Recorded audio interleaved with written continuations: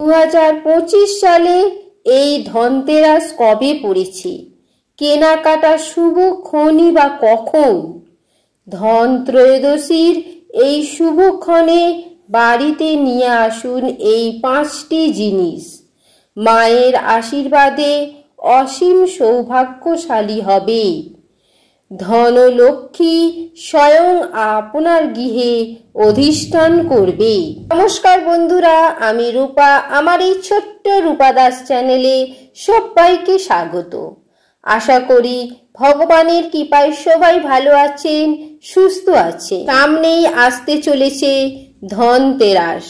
কার্তিক মাসের কৃষ্ণপক্ষের ত্রয়োদশী তিথিতে ধনতেরাস বা ধন ত্রয়োদশী বলা হয়ে থাকে। এই দিন কুবের ও দেবী লক্ষ্মীর পূজা করা হয়।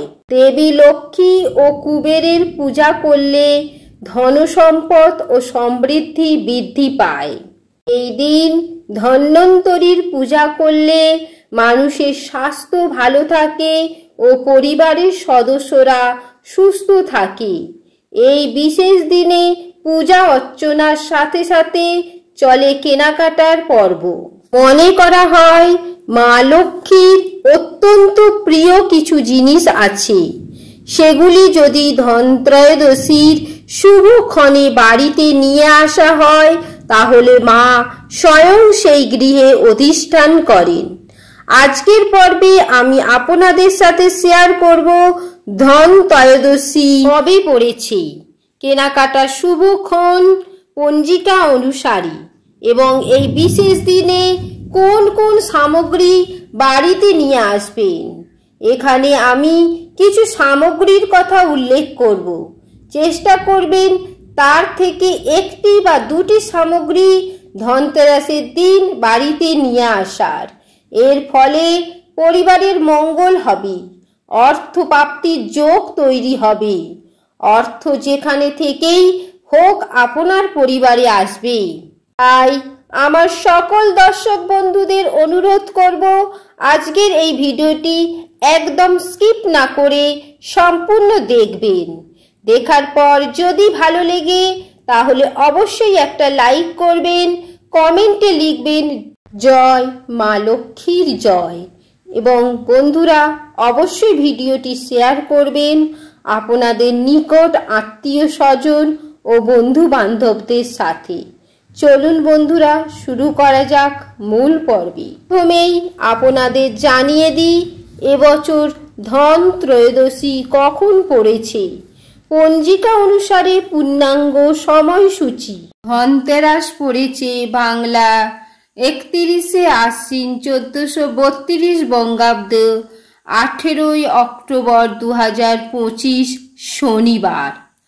ত্রয়োদশী লেগেছে দুপুর 1:21 থেকে থাকবে রবিবার দুপুর 1:54 পর্যন্ত।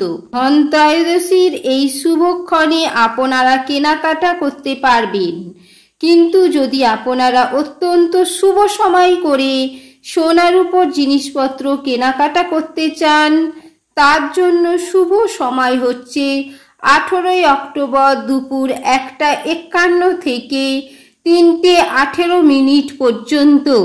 এই সময় সোনা রূপার গহনা বা বাসনপত্র বা দেবদেবীর মূর্তি আপনারা বাড়িতে আনলে আশীর্বাদ হিসাবে সম্পদ ও সৌভাগ্য আসবে। ধনতেরাসের পূজার জন্য শুভ সময় হচ্ছে 18ই অক্টোবর সন্ধ্যা 7:44 থেকে রাত্রি 8:41 পর্যন্ত।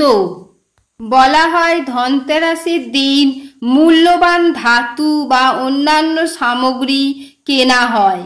তার জৌলসে আকৃষ্ট হয়ে মা লক্ষ্মী স্বয়ং আসেন গৃহস্থের বাড়িতে। এক সময় কুব্বাসা মুনির অভিশাপে স্বর্গ হয় লক্ষ্মীহীন। রাক্ষসদের সঙ্গে লড়াই করে সমুদ্র মন্থনের সময় ধনতেরাসের দিনই ফিরে পান দেবী লক্ষ্মীকে। হারিয়ে যাওয়া দেবী লক্ষ্মীকে ফিরে পাওয়ার উপায়ই হচ্ছে ধনতেরাস। ধনতেরাসে শ্রীলক্ষ্মীর আরাধনার মাধ্যমে সূচনা হয় দীপাবলির উৎসব।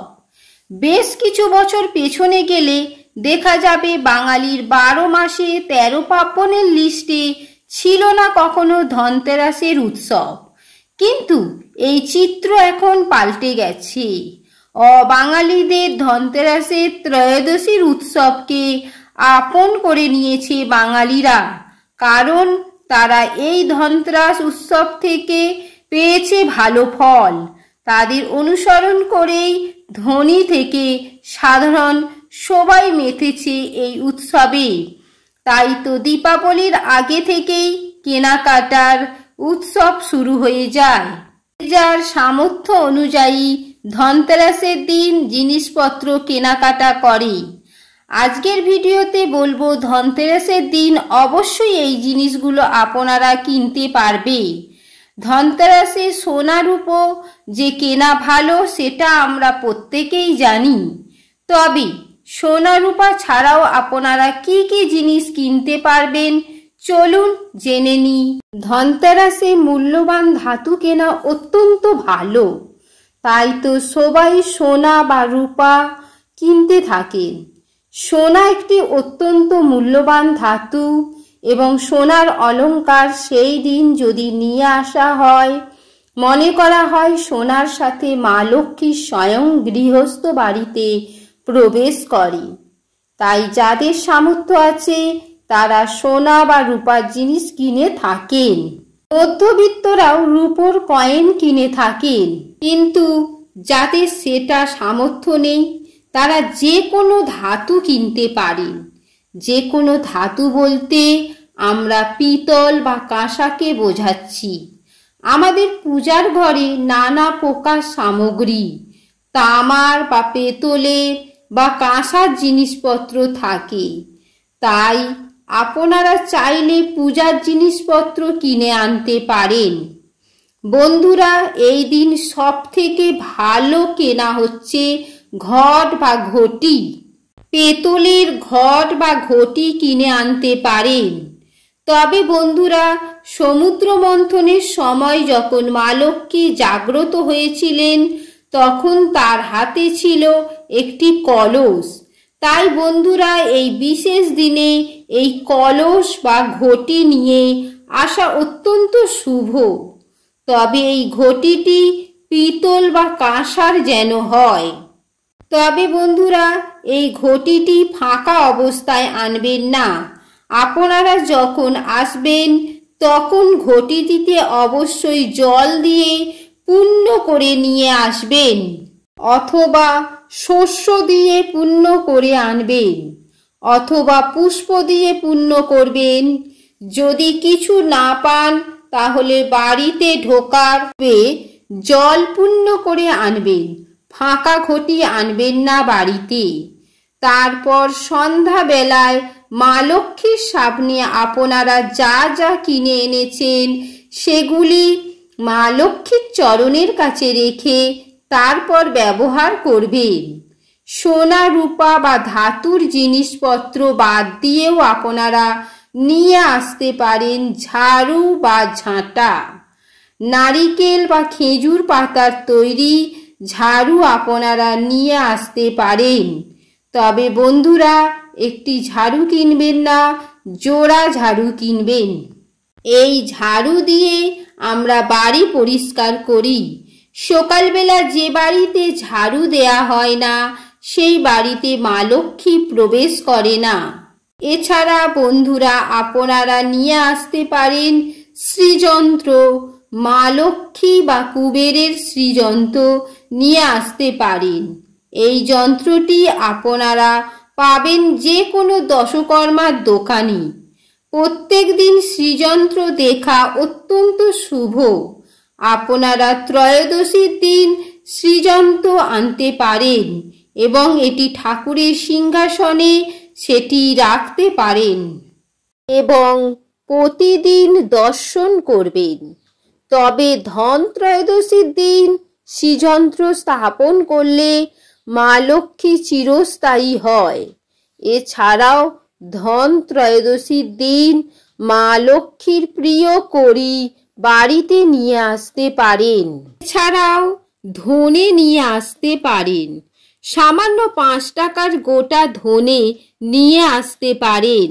অনেকের ক্ষেত্রে সোনা রূপা বা পিতল কাঁসর এইসব জিনিস কেনা সম্ভব নাও হতে পারে, কিন্তু সামান্য 5 টাকা খরচ করে গোটা ধনে নিয়ে আসবেন এবং গোটা ধনেটি সন্ধ্যাবেলায় মা লক্ষ্মীর কাছে রেখে দেবেন। এছাড়াও ধনত্রয়োদশীর দিন বাড়িতে নিয়ে আসুন রান্নাঘরের এই 2টি জিনিস আনবেন। প্রথমটি হচ্ছে হলুদ আর দ্বিতীয়টি হলো সিন্ধুক লবণ। এই 2টি জিনিসের হাত ধরেই ঘরে সুখ শান্তি আসতে পারে। তাই বন্ধুরা, ধনত্রয়োদশীর দিন আপনারা এই 2টি জিনিস আনতে ভুলবেন না। কড়ির মতো মা লক্ষ্মীর অত্যন্ত গোমতী চক্র বা নাভি শঙ্খ, এটিও আপনারা পেয়ে যাবেন দশকর্মার দোকানে। বন্ধুরা, আজ এই পর্যন্ত। যদি ভিডিওটি একটু হলেও উপকারে আসে তাহলে লাইক কমেন্ট শেয়ার করবেন। দেখা হচ্ছে পরবর্তী ভিডিওতে। ততক্ষণ সবাই ভালো থাকবেন, সুস্থ থাকবেন।